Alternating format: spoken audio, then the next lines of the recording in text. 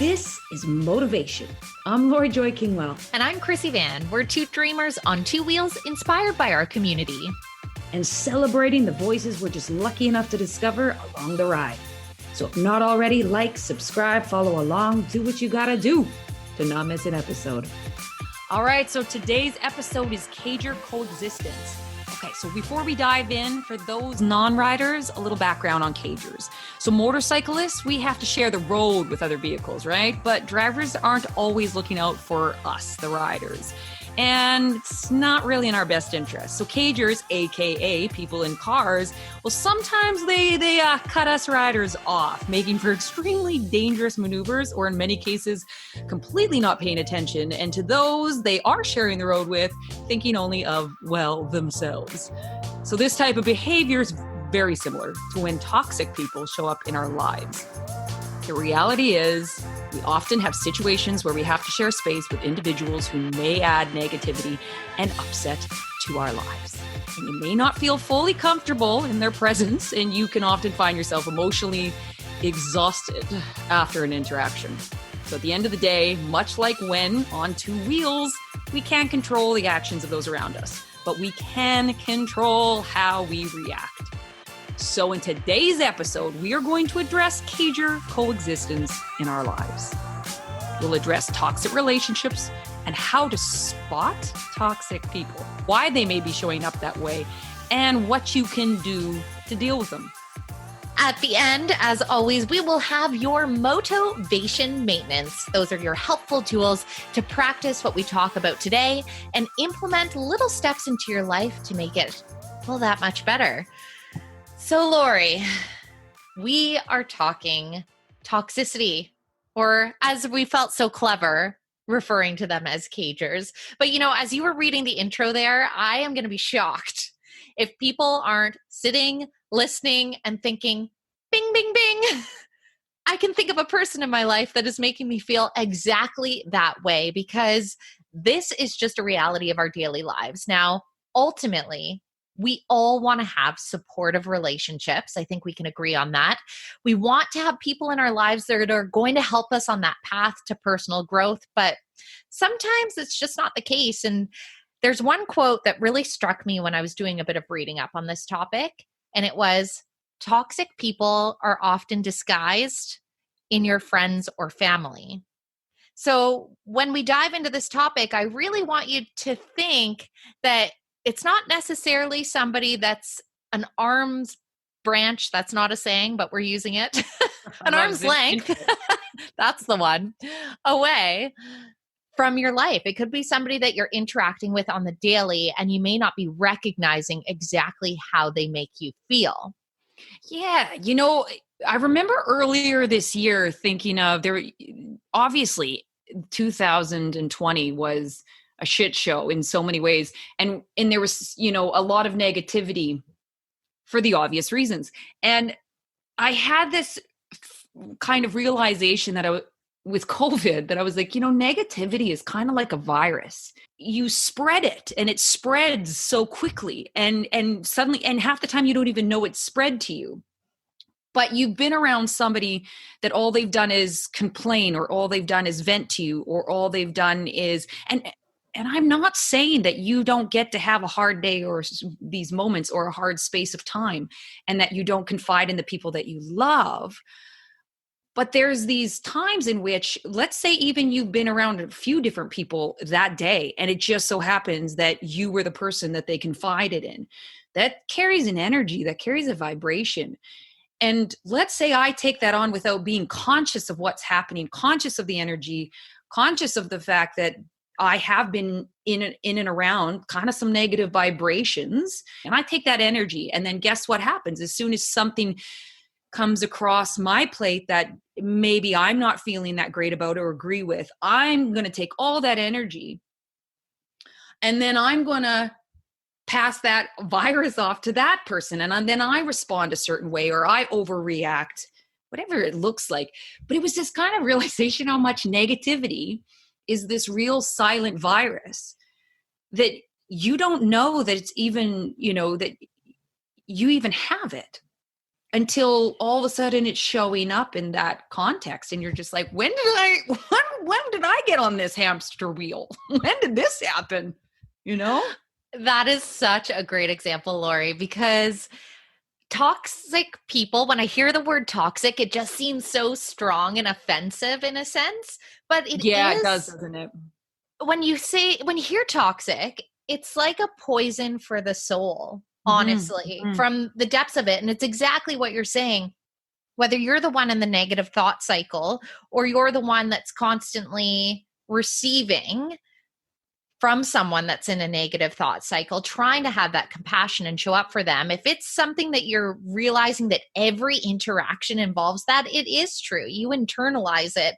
And then before you know it, you don't even understand why you truly feel emotionally drained. I mean, I think we can all think of those interactions that we have where the conversation is done and you're like, I have no idea, but I am just completely exhausted. That took so much out of me. And I know that there's some terms that come up when you think of new age that are so cliche, but spiritual vampire could not be more accurate for those types of interactions. And so it's one of those things where you have to almost have a personal boundary before you all of a sudden are taking it on so much that that energy becomes you. And as you say, it spreads and it goes on and on from there. It just cultivates in this cycle of negativity. And that's not fun for anybody. Which I completely agree with you, Chrissy, about, creating those boundaries and having that awareness of how much time you're going to spend. If you start to notice a pattern with somebody, it's not fun to be miserable. It's not fun to be negative. It's not fun to be all those things, but it is such a slippery slope. And all because, like we said, it becomes that habitual behavior and suddenly it's a mood, habit, personality type. There's two kind of components that I see with it. One is that tapping into compassion of like recognizing that that person is in a really dark space and that it's not something where you're like, you're just a toxic, person, this is just too much. And I can get that way where after a while I'm just like, look, I don't want to be around that shit anymore. Look, I'm not going down with the ship. I'm not. But then it's that thing of like, you can set those boundaries and it's healthy to set those boundaries and decide how much you're going to expose yourself to that. And it's important that you do, but you do it with the intention in the way of like, I'm still going to really hold compassion for that person, because I see that so often in myself and in society and stuff, is that we write people off and we create boundaries without compassion. Whatever's creating them that dark world for them, they don't want to be there, but that's where they're at. And you can't save them from themselves. They have to do the work for themselves. But it's going to be a hell of a lot easier if the people that are creating boundaries or creating that space are coming from a place of love and compassion.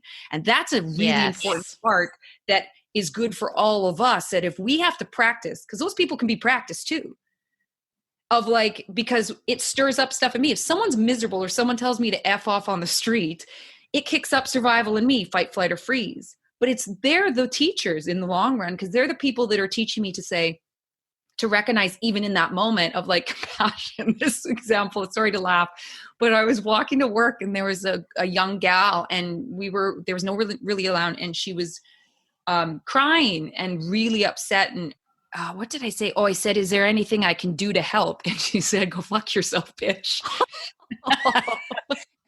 Well, there you have it. Yeah. And because I've been practicing this type of thing, I was able to just be like, she's in so much pain that even somebody showing her compassion right now, all she sees is rage at me. And I just said, okay, take care of yourself, and walked away. If it was a year ago, a year and a half, 2 years ago, if it was in the past, what I would have done is I would have came for this compassionate place. But as soon as that would have been shoved back in my face and I didn't get the response or the reaction that I was looking for, which was like, oh, thank you so much for being a kind person. Yes, I do need help. Right. And like there I was feeling my need more than that actual person's need. I would have been like, sorry, I asked. You know what I mean? Definitely. Do you think that person would have felt more entrenched in that anger because I would have fed the negativity with negativity. And I'm not saying that I walked away and she was like, wow, that woman handled it very well. I suddenly feel relieved of my pain and suffering. Golf clap, Like, golf oh, clap. yeah. She was just like, oh my God, that was no, but maybe down the road, once the pain passed, the whatever passed, who knows? Who knows? At best, she was like, hey, I was seen for 2 seconds, like 2 seconds. Well, and simultaneously, if you had shown up in the way that you might have a year and a half ago and gotten angry yourself, now all of a sudden, I think we can all relate to this, where you react with that emotion that first funnels in your blood. You can feel it happen. And when you react with that, most of the time when you walk a block or two down the way after that interaction, you don't feel great. So now all of a sudden, it's exactly as we're saying, it's that symbiotic negativity that now you've brought into your day. And if you can't stop that momentum, all of a sudden you've had a shit day. So it's wonderful that you had the tools and the wherewithal to be like, no, I'm going to come from that spot of compassion. But when it comes to toxicity, yes, there can be a brief toxic encounter as you had in your day. But I do think it gets a little bit more challenging when it's people we have to interact with in our daily life. And there's really two streams of this, especially when we talk about how to spot these people. They can show up in our personal relationships of friends and family. I've had people that I love dearly that are family that have gone through some cycles that were really difficult to come from a place of love and compassion after a while. Because at some point you get to be enough is enough. But even worse, I feel, is when you're faced with these people that show up that maybe you can't tell to go fuck themselves in that moment. Not that that's the right reaction, but even if you wanted to, you couldn't when it's a place like a workplace. And think of when you have, I'm just going to use the workplace example because I went through this in my career. I'm sure everyone's had a moment in their career where there is somebody that's showing up in that way, where it's just a place of darkness and ugliness, obviously within them, but it bleeds through the entire energy of a building and can really, because it's a virus. Exactly. Yeah. Like you nailed it so beautifully. And it's not necessarily somebody that's negative and down on their day. It can be often, I think gossip is a poison. The person that's gossiping about him and her, and they did this and they did that. That's a toxic trait for sure. Someone that's always coming from a place of judgment.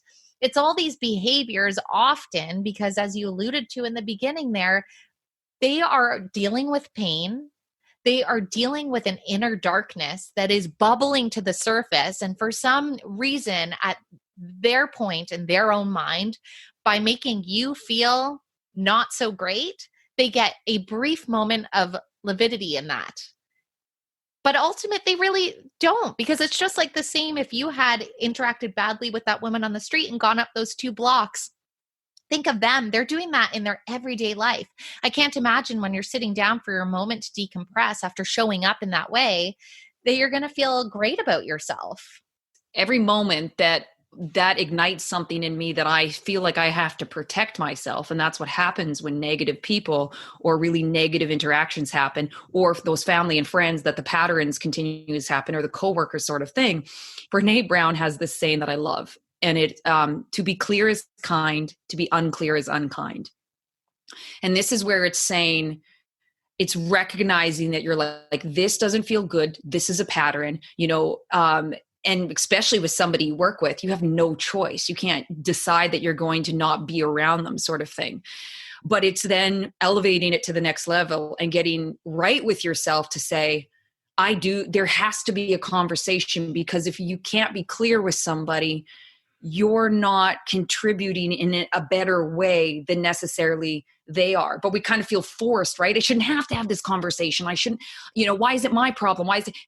Because it is, because you're in this relationship, you're in this dynamic, therefore, and that is life. It is our job to get better at those conversations. And to be clear is to say, this is my experience when I'm around you. It's very difficult.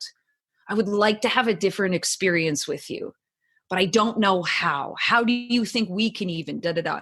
And it's so scary and awkward because you go, what if they turn around and be like, I'm not like that, blah, blah, blah. And they might, but at least you tried. And then you can decide the next step. But how can we expect people to change or make an adjustment if there's no clarity? Like, I was in this really negative headspace a couple of years ago, and I was sitting at the island in our kitchen, and my husband had just made food, and I was complaining about something about the food. And he said, "That's all you do as of late. You find a reason to complain about everything." And I was like, "No, I don't." And I was like, "I was just stating a fact."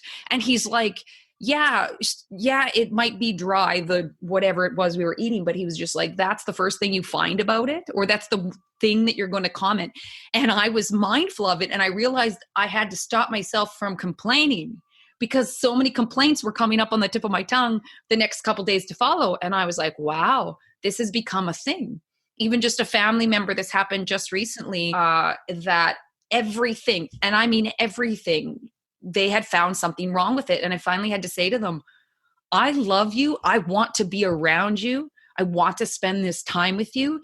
It is so difficult because as soon as I'm with you, all I'm hearing is," and then I gave them examples from just that day alone. And they really didn't realize it, really and truly, in that moment. And then they were cognizant of it. And weeks went by later, and they were just like, wow, looking back, I really see. But guess what? That person was going through a lot, and they were coming from a place of fear. And I understood that. And I gave space and room for that to happen for a few days. But it was like now 2 weeks in, and it was a pattern. And I was exhausted by it. And I was like, I'm not exposing myself. Our love doesn't trump my mental health. And so Fair. I love you. But I had to really click into the Brene Brown of like, to be clear is kind, and to be unclear. So that's why it's tricky, because a lot of times what we do is we disappear from people's lives. Suddenly you have a friend that drops off the planet, and you don't talk to him for a year. And then there's this awkwardness, and you don't really know why. And you don't correlate that to like, I showed up with negativity all the time, and my friend didn't know how to love me anymore and love themselves at the same time. Right? Oh, But it's so true. Conversations, but it's awkward because you're like, I don't want to have the awkward conversation because I don't want to make my friend feel bad. But then you're like, what makes them feel worse? A friend disappearing or having an awkward conversation? And at the end of it, those conversations usually double down and strengthen the relationship, because it's one of those things where it's kind. And even if it's awkward in the beginning, the friend's like, look, at the end of the day, they love me enough that they're willing to have the awkward conversation in the best interest of our relationship. And you are, because it's not fun. You're not going to be like, I can't wait to talk about this. It takes a lot of gusto, but at the end of the day, it creates more. And then it also doubles down on your compassion, because in order to go have that conversation and do it from the right intention of like, I really want to do this for our relationship, but more importantly, so that, this person can step further into the light rather than the darkness, hopefully. But then, so it also cultivates within you compassion. So it's just this bing, bing, bing, win, win, win. The only thing, we just need to get past the awkwardness of being like, this is going to be fucking awkward, which for the first 30 seconds, if not maybe 10 minutes and maybe the whole thing. Yeah, it might be, but it almost always ends well. My experience anyways. And it never ends well if you go with the intention of like, I'm going to tell them, if they don't cut this shit out, that I'm gonna da-da-da-da-da. That doesn't end well. I know from my experience of doing that and being shitty about it. But that doesn't end well. I was gonna say exactly that, because I think that a lot of times, especially, earlier years of my life, I would have showed up that way to be like, I've had enough. And then all of a sudden you realize you're actually approaching the situation from a toxic place yourself. I've all of a sudden now gossiped about said individual that's impacted my life. Can you believe they're doing X and Y? And then never addressing and giving that person the compassion or the courtesy to have a chance. Because most people, I truly feel, don't want to be showing up that way. In times that I've not shown up as my best self, I've known I've not been in a good headspace, and it doesn't feel great to show up in that way. So having that conversation, even if in the moment, for a lot of people, being on the defensive would be the first reaction. And that's really a reaction that should be expected. I would say the majority of the time, when you decompress with that information, the self-reflection will happen. And it's, as you said, even in your example with a loved one of yours, where you had that conversation and then down the line, all of a sudden they think, oh, they reflect on their behavior. I do understand why you felt I was showing up that way. It may lead to an even further conversation about the pain, what they're going through. They may not have even reached out to address it. It's almost as if as humans, we act sometimes as a mirror for other individuals, where we're reflecting ways that they wish that they were showing up or wish they had or wish they're doing. And that ultimately doesn't sit well with them. And that's why they come out with these different levels of behavior in the judgmental fashion, in the negativity space, in the aggression. And that's the recipe really of those toxic relationships. Yeah. One other thing that, because my brain, so how it kind of works in my brain is that whenever I have an understanding, it shows up in like pictures or games, I think because of always translating to children. And one of the things that has tremendously helped me is I was like, negativity is the game of hot potato, of we pass on the uncomfortability of the hot potato. You don't want to be the one left with it, right? We hand it off. And it's that kind of thing of, if you just hold on to that hot potato and let it cool the hell off, you don't pass it to the next and the next, and that person's not going to pass it, and that person's not going to pass it. So when I have those moments, and I don't catch it all the time, and that's the thing, you have to be so conscious with it, kind of practicing that compassion beforehand, so you do catch it in the moment that like, oh, I have a hot potato. So whether that person's kicking you up into fight, flight, or freeze, or whether or not you are just like, God damn it, would you quit complaining for 2 bloody seconds or whatever it is. And I'm just like, this is an uncomfortable feeling for me. And I want them to cut this shit out too, so that I don't have to feel this way. And so it's one of those things where I'm like, let it stop here, let it cool off here, and sit with the uncomfortability of that energy and that feeling and let it go. And then it's just a bloody potato. There's nothing to it, kind of thing. And if you really want, you can make potato salad. You can make whatever potato recipe you want, and you can hand that to the next person. So essentially what I'm saying is you can turn that negative moment into compassion, and then you can cultivate compassion through the practice of letting that energy just kind of like understanding what it is. This person's hurt. This person's struggling. That must be really hard. And then, really be like, this is hard. Life is hard. People are struggling. And that makes me, yes, it makes me sad, but I'm going to send like a little piece of love and light out there. And then that's what you carry out there, is a more consciousness of compassion and love and just humanity. So I not only then took that moment of negativity and stopped it at me, held the hot potato, cooled it off, but I made something out of it and was more connected because of it, because of that experience. So that's what I've been trying to do as well with it. This is quite new to me, because I've just been able to, and don't get me wrong, I'm not talking like I'm a bloody, Buddha here in it. I still have those moments where I'm like, shut the hell up, I can't take it one more minute, with like some of the people that I love the most that I know won't run screaming from me necessarily. But the progression is substantial, of being aware and being conscious of like, what energy am I bringing to the table? What energy am I exposing myself to? What am I doing with the energy when I am exposed to it? But you have to be in a state of consciousness for that. Absolutely, Lori. I kind of fall into 2 camps, because and this is why this topic fascinated me, because I'm in such a state of learning with dealing with my relationships and interactions. And one of the things that I'm quite guilty of even recently is sometimes it is that flight mode where I don't want to deal with this. I'm just going to bury my head in the sand and just let it go away or ignore it. Not cutting someone out. I just see these behaviors happen, and then I'm just going to walk over here as they walk over there. And that's not really helping them or helping me in an interaction. The second thing I can be extremely guilty of is not addressing it to the point that I just subject myself to the behavior repeatedly, which I think many of us can find ourselves in those moments where, as you were talking before, instead of having the difficult conversation, at the end of the day, I'm just allowing myself to become completely emotionally exhausted by receiving the energy constantly to such a state of depletion where all of a sudden you start to resent those that you're interacting with, which once again, same solution as the flight thing. You're not doing them a favor, and I'm not doing myself a favor.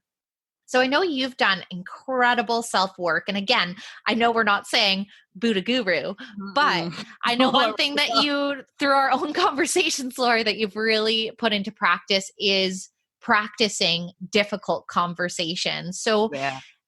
how did you get to that point to show up in that way? What steps did you do to really brief yourself for those moments? Because no one likes feeling uncomfortable. And when you're making that conscious choice to do it, you're basically signing yourself for that level of uncomfortability. Discomfort. I don't even know if the other one was a word. I make words up all the time. I'm so in.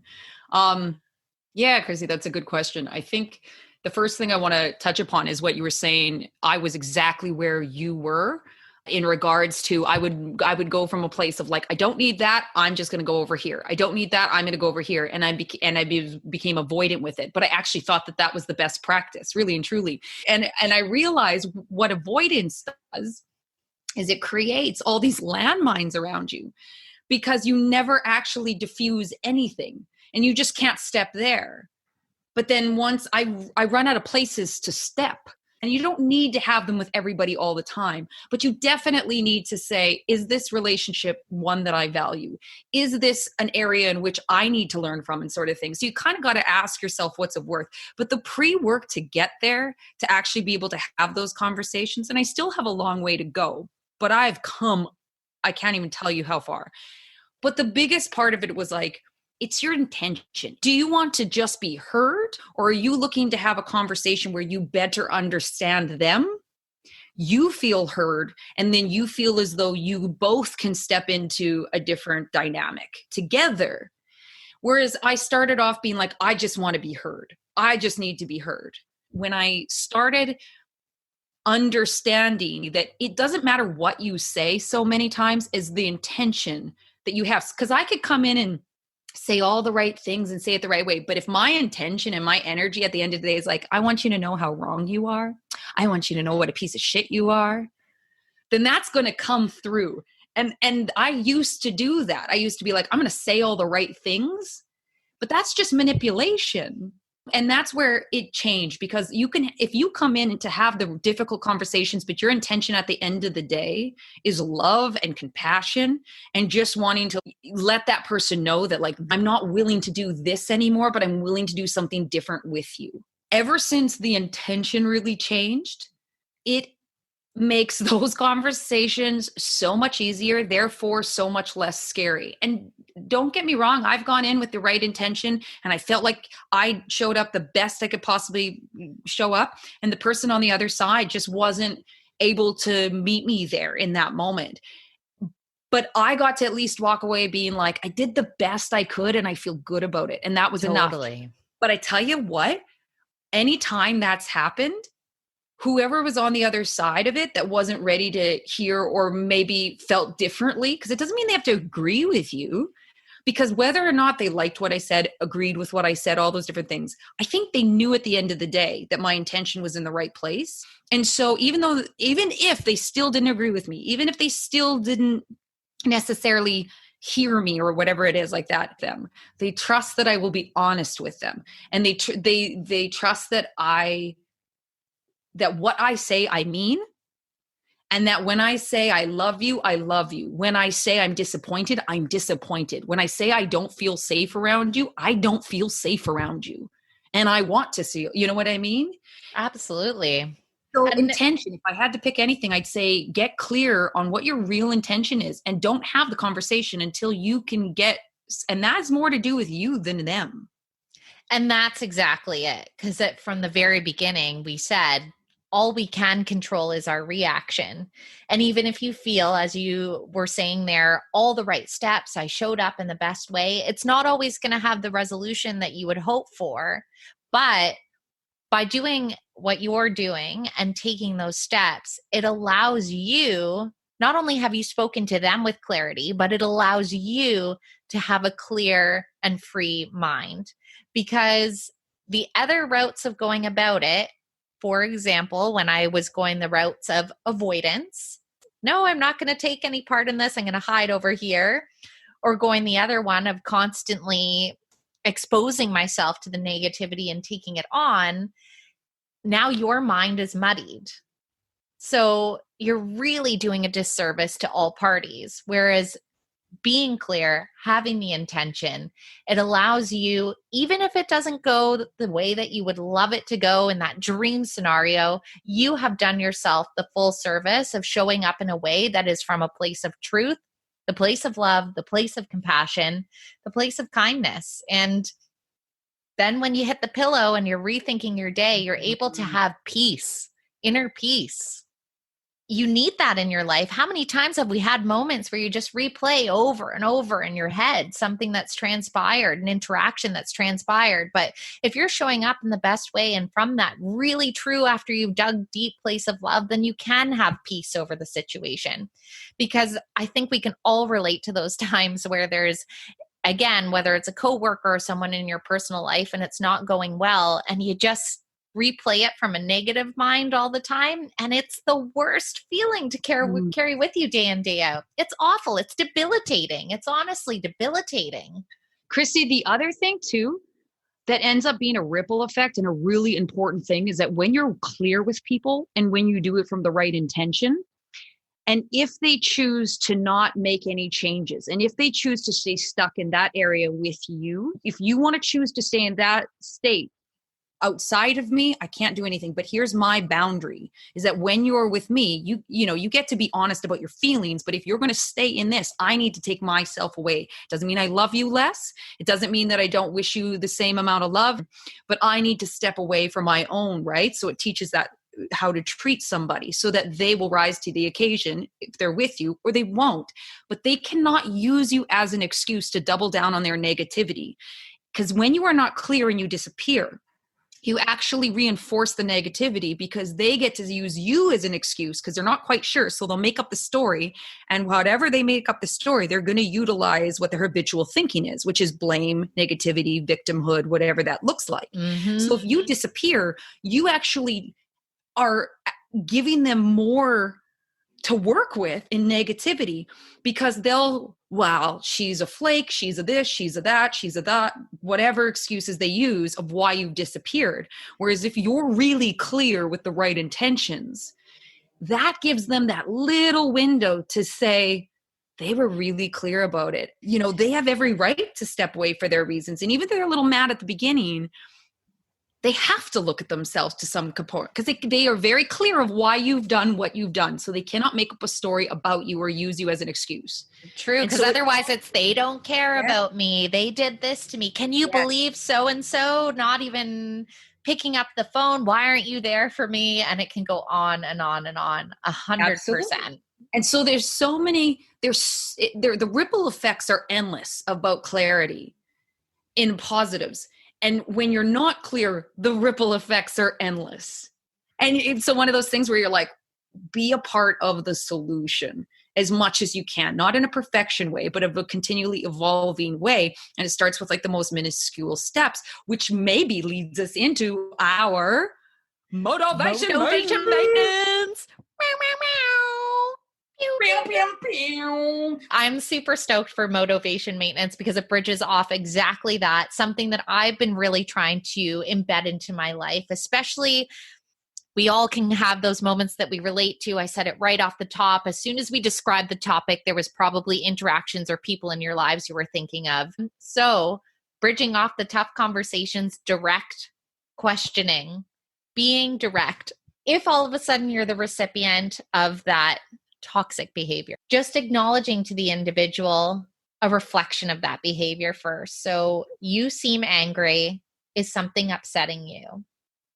Something as simple as that. Just saying, I'm getting this feeling, and your perception could be part of that feeling, but just reflecting that back to them and then giving the opportunity to ask, Is there something that is bothering you? Granted, this isn't necessarily homework for tonight, but a little nugget to take with you next time, even in the slightest way. It's an interaction with somebody that you view as a toxic individual in your circle. Having the grace and compassion to ask the question and be direct about it. It's a great one. It's like a little mirror. Yeah, absolutely. Because sometimes you don't even realize it until that reflection's there and you're like, oh, I guess that did sound a little angry, we really don't realize kind of thing sometimes. I'm going to share one exercise that I did that substantially helped me. So to help cultivate compassion, because it's not something that you just like, you're like, I'm just going to slap some compassion down. Again, like anything, it's a muscle. It's something that we have to practice. Is I used to go down to when I was having a lot of negativity and having a difficult time finding compassion for people. I would go sit on the bench in the park and I would watch people, and I would just watch whatever they were doing, the experience that we're having. And I would kind of send compassion their way. And I would also acknowledge that to myself of just how we're all just living such vastly different lives and complicated lives and beautiful lives, but they're all so intricate and individual. And some people are in deep valleys and some people are at the highest peaks of their lives. And it's a great way to kind of practice that muscle so that when you're in a more difficult time, that it's a very quick reminder to tap into that feeling that you had that you were purposefully doing in the park or wherever you are, that you can witness numerous people outside of your little bubble and your own little perspective of the world. The other part is I would just suggest and it's really difficult. Know that it's difficult. Know that I fail at it all the time and that the failing is part of it, is hold the hot potato. So when you get that hot potato thrown your way and you want to throw it back and you want to throw it to the next and stuff like that, stay with the discomfort and just wait till it cools off. Don't send the email. Don't reply to whatever it is. Bite your lip, bite your tongue, sit in. It doesn't mean you're a doormat. Doesn't mean you can decide afterwards what you want to do with it. And if it's a pattern, well, that's a bigger story. But if it's in those moments that you are around the negativity and the potato gets handed to you, hold the potato, let it cool off. And one day move on to the next part where make some potato salads. So I want to know, what's your fuel stop? What's your little nugget of wisdom that you're going to leave us with? Okay, I don't necessarily know about the walk away unless you've had the honest conversation. It's not going anywhere, then maybe walk away. But here's the one. There's some people who always seem angry and continuously look for conflict. Walk away. The battle they're fighting isn't with you, it's with themselves. I don't know who said it, but I liked it. It is truth. Speaking truth, whomever you are. So mine is Gandhi. I will not let people walk through my mind with their dirty feet. That's your motivation. You've just listened to the Motivation Podcast with your host, Chrissy Van, and me, Lori Joy Kingwell. Thanks for joining us along the ride. We've got new episodes dropping every Monday, and we're all about community. So follow us on Instagram at Motivation Podcast and visit our website at themotivation.com. And in the meantime, tanks full throttle.